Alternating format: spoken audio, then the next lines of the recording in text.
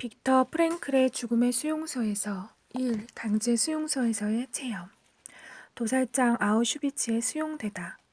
수많은 수감자들이 직접 목격하고 경험한 것을 기록해 놓은 방대한 자료를 조사해보면 수용소 생활에 대한 수감자의 심리적 반응이 크게 세 단계로 나누어진다는 사실을 알 수 있다.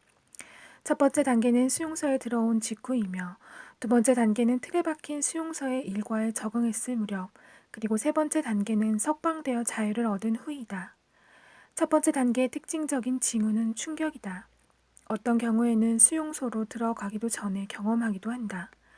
이에 대한 구체적인 예로 내가 수용소로 들어갔을 때의 상황을 얘기해 보겠다. 1,500명의 사람들이 기차를 타고 며칠 밤과 낮을 계속해서 달렸다. 열차 한 칸에 80명이 타고 있었다. 사람들은 마지막 남은 소지품을 담은 짐꾸러미 위에 누워 있었다. 열차 안이 너무나 꽉 차서 창문 위쪽으로 겨우 잿빛 새벽의 기운이 들어올 수 있을 정도였다. 우리는 모두 이 기차가 군수공장으로 가는 것이기를 바랬다. 그곳에서도 강제 노역이나마 여하튼 일을 할 수 있었기 때문이다. 우리는 기차가 아직 슐레지엔에 있는지 아니면 벌써 폴란드 안으로 들어왔는지 모르고 있었다. 겁먹은 듯한 기적 소리가 기분 나쁘게 울렸다. 마치 파멸에 빠질 운명에 처해 있는 이 불행한 짐꾸러미들을 불쌍히 여겨 도움을 청하는 울부짖음을 하늘로 올려보내는 것 같았다. 잠시 후 기차가 덜컹거리며 옆 선로로 들어갔다. 종착역이 가까워진 것이 분명했다. 바로 그때 불안에 떨고 있던 사람들 틈에서 울부짖는 소리가 들려왔다. 아우슈비츠야, 저기 팻말이 있어. 그 순간 모든 사람들의 심장이 멈췄다. 아우슈비츠, 가스실, 화장터, 대학살, 그 모든 공포를 불러일으키는 이름, 아우슈비츠. 기차는 망설이는 것처럼 천천히 움직였다. 불쌍한 우리들을 어떻게 해서든지 아우슈비츠라는 끔찍한 현실로부터 구해내고 싶다는 듯이. 새벽이 되자 거대한 수용소의 윤곽이 드러나기 시작했다. 길게 뻗어있는 몇 겹의 철조망 담장, 감시탑, 탐조등, 그리고 희뿌연 새벽빛 속에 미지의 목적지를 향해 뻗어있는 황량한 길을 따라 질질 끌려가고 있는 초라하고 누추한 사람들의 행렬, 가끔 고함 소리와 호루라기 소리가 들렸다. 하지만 우리는 그것이 무엇을 뜻하는지 알지 못했다. 나는 사람들이 대롱대롱 매달려 있는 교수대를 상상해 보았다. 소름이 끼쳤다. 하지만 사실 이것만 해도 괜찮은 편이었다. 왜냐하면 그 후로 점점 더 끔찍하고 엄청난 공포와 만나야 했기 때문이다. 마침내 우리는 역 안으로 들어갔다. 최초의 정적이 고함치는 명령 소리에 의해 깨졌다. 그날 이후로 우리는 모든 수용소에서 그 거칠고 날카로운 고함 소리를 끊임없이 듣고 또 들어야 했다. 그 소리는 마치 희생양의 마지막 비명 소리와 같았다. 하기야 다른 점이 있기는 했다.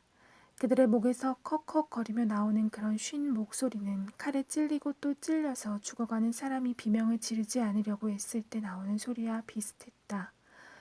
열차 문이 열리자 몇 사람이 안으로 뛰어들어왔다. 모두 줄무늬 수의를 입고 머리를 깎았지만 영양 상태는 좋아 보였다. 그들은 유럽 여러 나라의 말을 사용하고 있었다.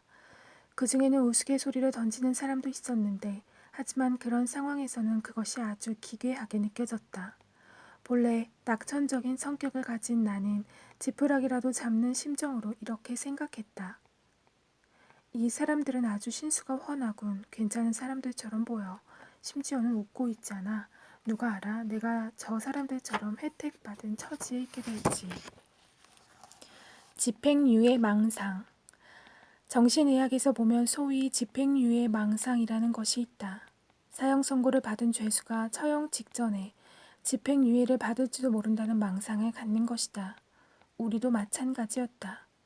신락 같은 희망에 매달려 마지막 순간이 그렇게 나쁘지는 않을 것이라고 믿었다. 불그레한 뺨과 통통한 얼굴을 한 그들을 보는 순간 우리는 크게 용기를 얻었다. 그 사람들이 수감자 중에서 특별히 뽑힌 사람들이라는 것과 수년 동안 매일같이 이 역에 들어오는 사람들을 책임지는 접대반이라는 사실을 그때는 전혀 몰랐던 것이다. 그들은 새로 들어온 사람과 그들의 짐을 처리한다. 귀한 물건이나 몰래 가지고 들어온 보석도 압수했다. 전쟁 기간 중 마지막 몇 년 동안 아마도 아우슈비츠가 유럽에서 가장 희한한 곳이었을 것이다.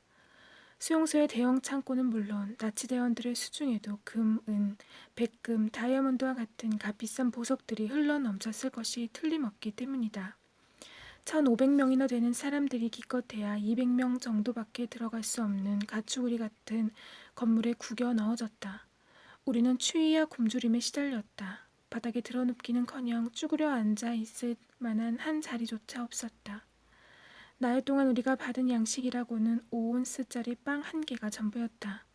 그런 상황에서 나는 이 건물을 책임지고 있는 고참 수감자가 백금과 다이아몬드로 된 넥타이 핀을 놓고 한 적대 반원과 흥정하는 소리를 들었다.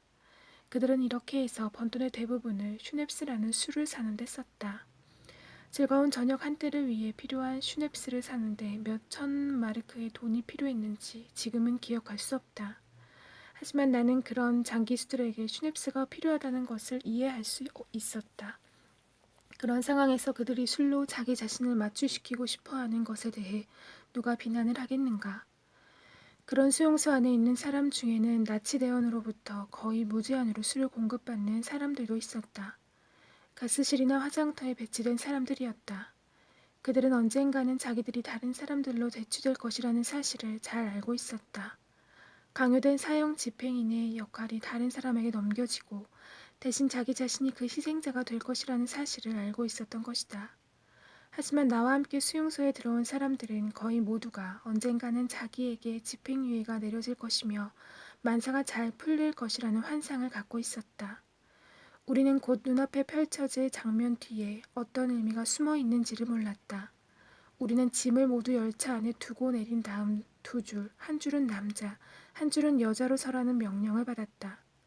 친위대 장교에게 검열을 받아야 했기 때문이다. 그런데 그때 나는 용감하게도 빵 봉지를 외투 속에 감추는 용기를 발휘했다. 내 줄에 있는 사람들이 한 명씩 장교 앞을 지나갔다. 만약 그 장교가 내 빵 봉지를 발견하는 날에는 엄청난 위험에 처하게 될 것이다.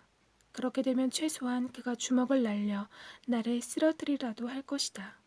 경험을 통해서 나는 그것을 잘 알고 있었다. 장교가 가까워지자 나는 본능적으로 몸을 똑바로 세웠다.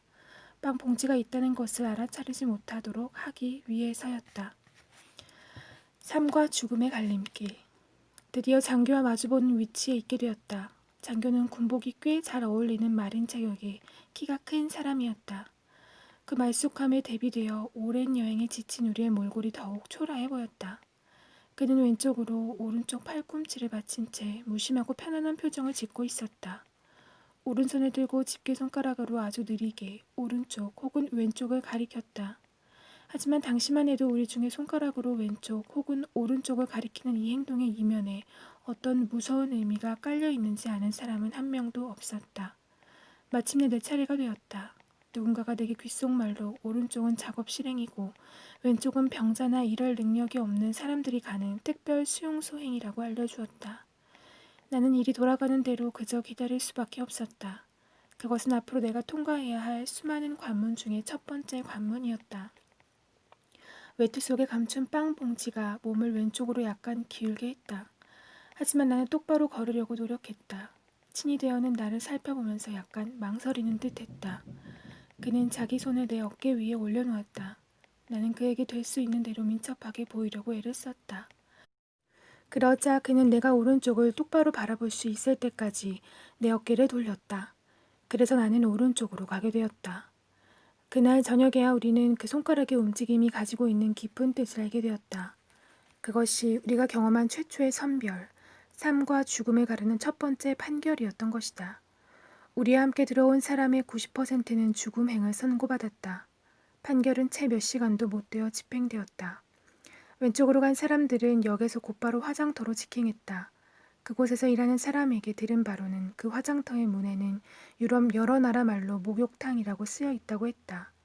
화장터로 들어가기 전에는 사람들에게 비누 한 조각씩을 나누어 주었다고 한다. 그리고 그런 다음, 그 다음에 일어난 일에 대해 자세히 묘사할 필요는 없을 것이다. 그 끔찍한 사건을 기록해 놓은 것은 너무나 많으니까. 수용소로 이송된 사람 중에 극히 일부분에 불과했던 우리 생존자들은 저녁이 되어서야 진상을 알게 되었다. 나는 그곳에 먼저 와 있던 사람에게 내 동료와 친구 피가 어디로 갔는지 물었다. 그 친구가 왼쪽으로 갔습니까? 네, 내가 대답했다. 그렇다면 아마 저기로 갔을 거요. 이런 대답이 들렸다. 어디요? 그러자 그가 손가락을 들어 몇백 야드 떨어진 곳에 있는 굴뚝을 가리켰다. 굴뚝은 폴란드의 회색빛 하늘 위로 불기둥을 내뿜고 있었다. 불기둥은 곧 불길한 연기 구름으로 변했다. 당신 친구가 간 곳은 바로 저기요. 아마 지금쯤 하늘 위로 올라가고 있을 겁니다. 그럼에도 불구하고 나는 그가 쉬운 말로 사실을 얘기해 줄 때까지 그 말이 무슨 말인지 몰랐다. 무너진 환상 그리고 충격. 이야기를 다시 뒤로 돌려보자. 역에 도착한 날 새벽부터 수용소의 첫 밤을 맞을 때까지 우리들은 아주 길고 긴 심리적 단계를 거쳤다.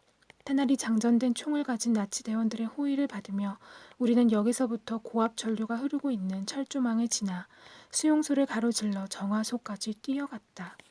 첫 번째 선별의 관문을 무사히 통과한 우리들에게는 정말로 목욕을 할 수 있는 기회가 주어졌다. 집행유예에 대한 우리의 환상이 확인되는 순간이었다. 나치 대원들도 모두 호의적으로 보였다. 하지만 우리는 곧 이유를 알게 되었다. 우리의 손목시계를 보고 그것을 달라고 좋은 말로 설득하는 동안만 친절했던 것이다. 그래도 나는 이렇게 생각했다.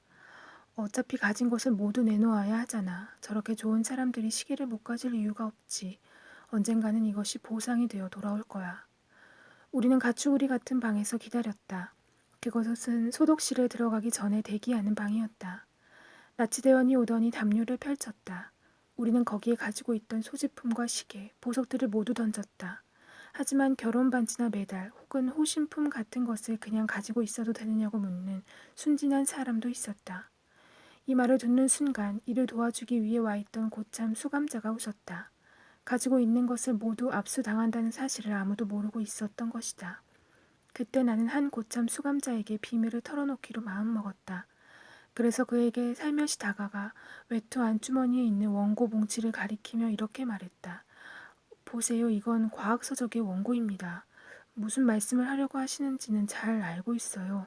목숨을 건진 것만도 다행으로 생각해야 한다는 말씀이지요. 그리고 그것이 내가 운명에게 기대할 수 있는 유일한 것이라는 말도요. 그렇지만 저도 어쩔 수 없습니다.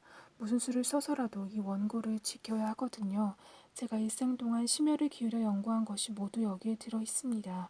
이해하시겠습니까? 그래, 그는 이해한다는 듯 했다.